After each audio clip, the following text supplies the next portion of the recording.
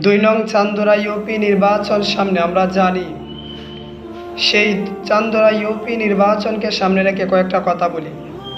আমরা দেখতে পাচ্ছি চেয়ারম্যান পদপ্রার্থী অনেক রয়েছে, 9টা ওয়ার্ড রয়েছে। 9টা ওয়ার্ডের মধ্যে অনেক লোক আমরা দেখতে পাচ্ছি মেম্বার পদপ্রার্থী। আমরা খোঁজখবর নিব, প্রত্যেকটা বাড়িতে যাব।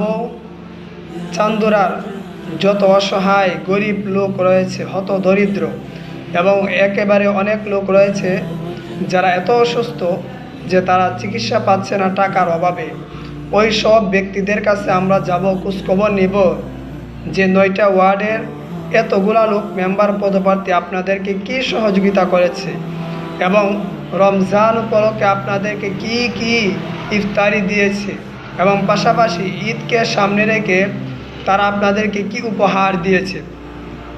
কারণ আপনারা দেখেন প্রত্যেকটা চেয়ারম্যান পদপ্রার্থী তারা কিন্তু কোটি টাকা খরচ করে প্রত্যেক জায়গায়। বিগত দিনগুলো তো আমরা দেখেছি মেম্বাররা অনেক লক্ষ লক্ষ টাকা খরচ করে।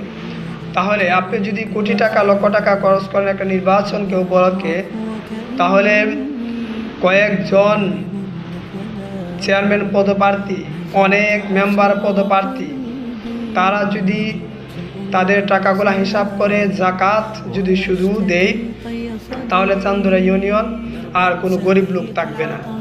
তাই আমরা কাজ করবো ইনশাআল্লাহ।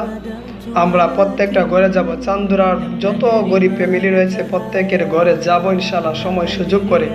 যে রোজা উপলক্ষে আপনাদেরকে কি দিয়েছে, ঈদ উপলক্ষে গরিবের কাছে মেম্বাররা, পদপ্রার্থী এবং চেয়ারম্যান পদপ্রার্থীরা কি দিয়েছে, এগুলো আমরা খোঁজখবর নিব ইনশাআল্লাহ।